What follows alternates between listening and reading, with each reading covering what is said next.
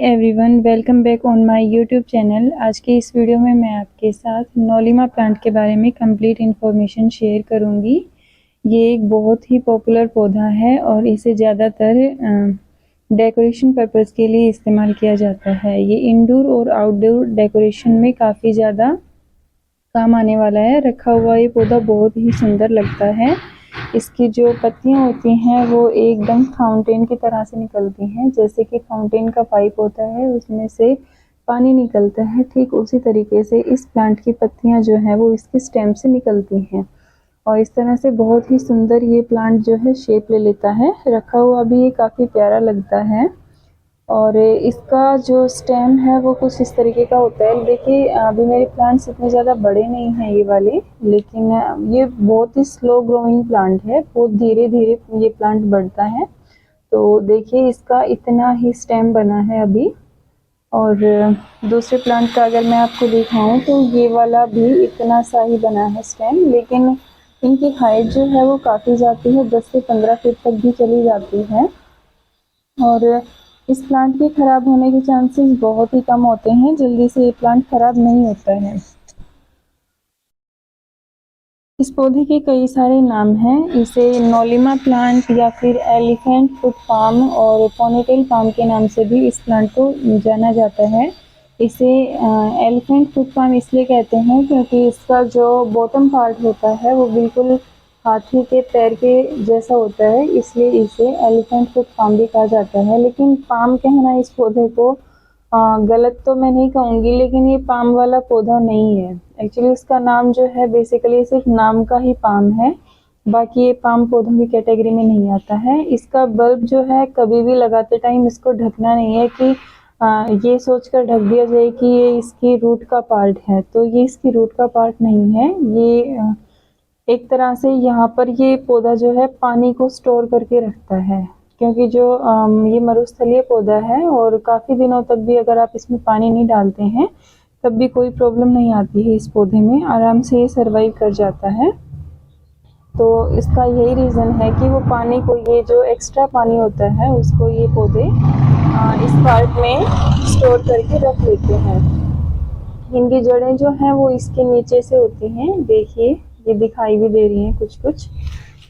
इसके अलावा अगर हम बात करें इसके प्रोपेगेशन की, तो प्रोपेगेशन इसका इस तरीके से होता है। देखिए इसमें से छोटा सा बेबी प्लांट निकला हुआ है, ये वाला। तो इस तरीके से इसका एक तो ये है प्रोपेगेशन का तरीका कि इसके बेबी प्लांट्स निकल आते हैं और इनको हम अलग से कट करके और नया प्लांट बना सकते हैं। जैसे कि इसमें इसका एक बोनसाई भी बनाया जा सकता है। तो बोनसाई आप इस तरीके से बना सकते हैं जैसे इस प्लांट का बनाया हुआ है।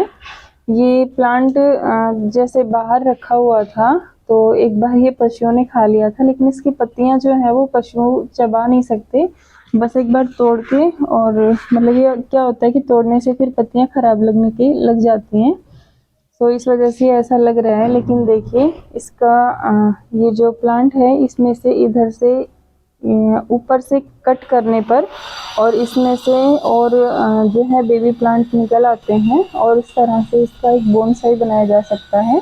और फिर उसके पार्ट को ऊपर से कट करने से उसके फिर से 2-3 जो बेबी प्लांट हैं वो निकल आते हैं। तो इस तरह से एक झाड़ी की तरह से भी पौधा बन सकता है। सो डिपेंड करता है कि आपको किस तरह के प्लांट्स के जो डेकोरेशन है वो किस तरह की आपको पसंद है।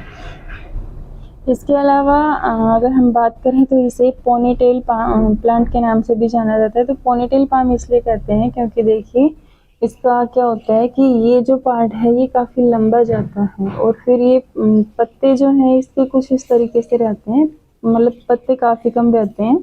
जैसे पोनीटेल बनाई जाती है कुछ इस तरीके से लगता है जैसे कि पोनीटेल बना रखी है, इसलिए इसे पोनीटेल पाम के नाम से भी जाना जाता है।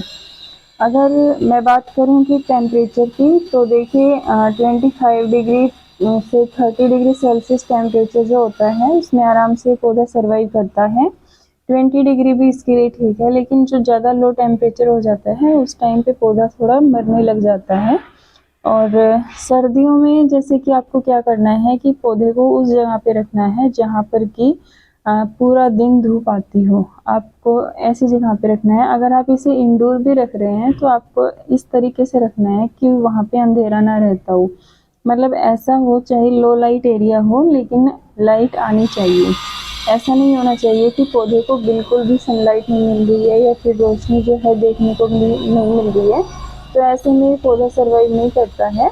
बाकी आप इसे अच्छे से धूप में रखिए, कोई प्रॉब्लम नहीं आती है, बहुत सुंदर लगता है और आराम से चलता है। अगर आप इस पौधे में 2 से 3 हफ्ते तक भी पानी नहीं डालते हैं और कहीं बाहर चले जाते हैं और सोचते हैं कि पीछे से मेरे पौधे का क्या हो रहा होगा, तो इस पौधे को कुछ नहीं होता। 2 से 3 हफ्ते बाद आप इसमें पानी डाल सकते हैं, तब भी ये पौधा आराम से अच्छे से रहता है, कुछ भी नहीं मांगता। और अगर मैं बात करूँ इसमें फर्टिलाइज़र वगैरह की, तो फर्टिलाइज़र देखिए इसको ज़्यादा खाद की ज़रूरत नहीं होती है। आप जब भी जैसे फरवरी में या सितंबर में पौधों में जब खाद दी जाती है, उसी वक्त इस पौधे को बाकी प्लांट्स के साथ खाद दे सकते हैं। ये अलग से कोई भी रिक्वायरमेंट नहीं होती है इसके लिए, बिना खाद के भी ये पौधा आराम से, बस इसे गार्डन सॉइल में आप लगा दीजिए, तब भी ये पौधा आराम से चलता है। थोड़ी सी बजरी मिक्स कर दीजिए, ज़्यादा खाद वगैरह इसको नहीं चाहिए होता है। पानी भी इसको ज़्यादा की ज़रूरत नहीं होती है, जैसा कि मैंने आपको बता दिया है। टेम्परेचर जो है इसका ज़रूरी नहीं है कि 30 डिग्री में ही सर्वाइव करे, इससे ऊपर भी अगर टेम्परेचर चला जाता है तो उसमें भी पौधा आराम से रहता है। डेली इसमें पानी देने की भी ज़रूरत नहीं है और सालों साल चलने वाला पौधा है ये। ऐसा नहीं है कि ये पौधा ख़राब हो जाएगा या फिर मर जाएगा, इस तरह का बिल्कुल भी नहीं है इस पौधे के साथ। सालों साल चलता है और इसका जो ग्रोथ रेट है वो भी काफ़ी कम है, तो बार बार इसकी रिपोर्टिंग की भी ज़रूरत नहीं पड़ती। और जब भी ये इसका जो नीचे का जो पार्ट है, इसका बल्ब वाला पार्ट है, ये क्या होता है जैसे जैसे प्लांट की हाइट बढ़ती जाती है वैसे इसका ये बल्ब वाला पार्ट है ये भी बढ़ता जाता है साइज में। तो उसके हिसाब से कि कितना बड़ा हो जाता है तब आपको रिपोर्टिंग की ज़रूरत है। बाकी आप इसे छोटे गमले में भी लगा सकते हैं। ये मैंने 6 से 8 इंच का गमला लिया हुआ है और इसमें इसको लगा रखा है। जब ये प्लांट बड़ा हो जाएगा तब इसके बल्ब का एरिया भी बढ़ जाएगा और उस हिसाब से मैं इसे बड़े गमले में रिपोर्ट कर दूँगी। इसके अलावा पत्ती वगैरह तो देखिए साफ़ रखनी है और धुल के पौधे को अच्छे से रखना होता है, वो एक अलग चीज़ है। और इस प्लांट में कोई भी इंसेक्ट्स का अटैक नहीं होता है, पेस्ट का अटैक नहीं होता है और आराम से इसकी पत्तियाँ वगैरह जो हैं वो बिल्कुल भी ख़राब नहीं होती हैं। जो इसके नुकीले पार्ट होते हैं, जो एंड पार्ट्स होते हैं, वो तो टाइम टू टाइम सूखते हैं हर पौधे की तरह से, लेकिन वैसे इसमें कीड़े वगैरह नहीं लगते हैं, कोई दिक्कत नहीं आती है। और जाले तो नॉर्मल चीज़ है जो हर पौधे में लगते हैं, तो जाले तो इन पौधों में भी लगते हैं। और अगर आप इन्हें धूल मिट्टी वाली जगह पे रखते हैं तो देखिए जाले लगना तो आम बात है। बाकी इसमें कोई भी पत्तियों वगैरह में कोई रोग नहीं लगता है, कोई कीड़ा नहीं लगता है, इसलिए कोई भी आपको नीम ऑयल वगैरह या फिर हल्दी वगैरह का इस्तेमाल करने की कोई भी ज़रूरत नहीं पड़ती है या फिर किसी भी केमिकल वगैरह की, मतलब एज अ स्प्रेयर सिर्फ वाटर से स्प्रे करने पर ये बिल्कुल साफ़ हो जाते हैं, कोई दिक्कत नहीं आती है। सो बहुत ही अच्छा प्लांट है और कम केयर वाला प्लांट है। और अगर आपके पास ज़्यादा समय नहीं है प्लांटिंग के, आप शौकीन और चाहते हैं कि ऐसा प्लांट लेकर आएँ जो कि कम केयर के साथ और अच्छे रिजल्ट्स दे, तो देखिए स्लो ग्रोइंग पौधा है, बहुत ही अच्छा है, आप बिल्कुल इसे लेकर आ सकते हैं और आराम से अपनी डेकोरेशन को बढ़ा सकते हैं, अपने घर की डेकोरेशन को बढ़ा सकते हैं।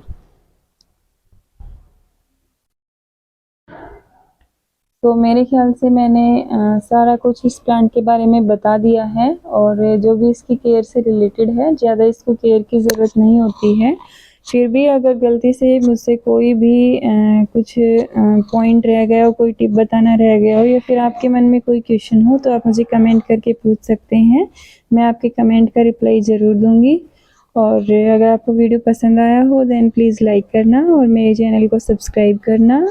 तो मिलते हैं नेक्स्ट वीडियो में, तब तक के लिए bye bye, thank you and take care. Stay happy and healthy.